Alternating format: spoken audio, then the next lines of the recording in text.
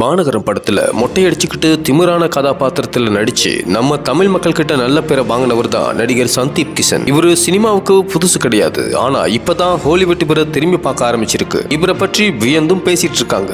யார் இந்த சந்தீப் கிஷன், இவர் எப்படி சினிமாக்குள்ள வந்தாரு, இவரோட வாழ்க்கை போராட்டம் எல்லாத்தையும் விரிவா பார்க்கலாம் வாங்க. தெலுங்கு சினிமா குடும்பத்தை சேர்ந்தவர் சந்தீப் கிஷன். ஆனா இவர் பிறந்து வளர்ந்தது எல்லாமே சென்னையில தான். நடிகர்கள் அல்லு அர்ஜுன், ராம் சரண் எல்லாரும் சென்னையில வளர்ந்தவங்க தான். ஆனா தங்களோட கரியரை டோலிவுட்டை சூஸ் பண்ணி அங்க நிறைய படங்கள்ல நடிச்சிட்டு இருக்காங்க. அவங்கள ஃபாலோ பண்ணி சந்தீப்பும் இங்க இருந்து டோலிவுட்டுக்கு போயிட்டாரு. இவர் சினிமா ஃபேமிலியில இருந்து வந்ததுனால முதல் வாய்ப்பு ஈஸியா கிடைச்சிருச்சு.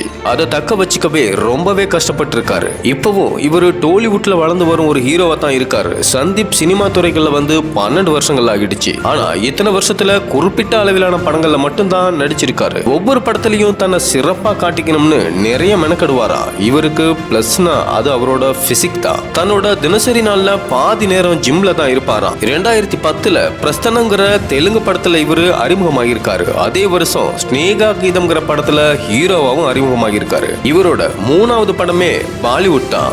சார் இன் தி சிட்டி அப்படிங்கிற படத்துல நடிச்சு ஹிந்திலையும் தலையை காட்டிட்டு வந்துட்டாரு. தமிழை பொறுத்த வரைக்கும் யாருடா மகேஷ், அதுதான் இவரோட முதல் படம். அதுக்கு பிறகு இவர் தமிழ்ல நடிச்சது மாநகரம் தான். தமிழ்ல இவருக்கு பெரிய பிரேக் கொடுத்த படம் ஒரு ஃப்ரெண்டு மூலமா தான் இவருக்கு லோகேஷ் கனகராஜ் அறிமுகம் கிடைச்சி மாநகரம் படம் பண்ணியிருக்காரு. அந்த படம் முடியும் போது சந்தீப்பும் லோகேஷும் நல்ல க்ளோஸ் ஃப்ரெண்ட்ஸ் ஆகிட்டாங்களாம். இதை தொடர்ந்து நெஞ்சில் துணிவிருந்தால், மாயவன், கசட தபர, கேப்டன் மில்லர், இப்போ ராயன் வரைக்கும் நடிச்சு முடிச்சிருக்காரு. தமிழ் மற்றும் தெலுங்கு சினிமாவில் வளர்ந்து வரும் நடிகரான சந்தீப் இப்போ கோலிவுட்ல வளர்ந்துட்டு வர ஹீரோக்களுக்கு கண்டிப்பா டஃப் காம்படிட்டரா இருப்பாருன்னு சொல்லப்படுது. ராயன் படத்துக்கு பிறகு தமிழ்ல இவருக்கான பட வாய்ப்புகள் அதிகமாகிட்டே வருதா. முன்னெல்லாம் பட வாய்ப்புக்காக நிறைய அவமானங்களையும் போராட்டங்களையும் சந்திச்சு இப்போ இந்த அளவு உயர்ந்திருக்காரு. தெலுங்குல அடல்ட் காமெடிகளை ஆரம்பிச்சு வச்சதுங்கிற பெருமை இவர் சாரும். 37 வயசான இவருக்கு இன்னும் கல்யாணம் ஆகல. அதனாலேயே என்னவோ இவருக்கு தெலுங்குல கேர்ள்ஸ் ஃபேன்ஸ் அதிகமா இருக்காங்க. சினிமாவுல நல்ல நிலைமைக்கு வந்த பிறகுதான் கல்யாணம்ங்கிற குறிக்கோளோட இருக்காராம்.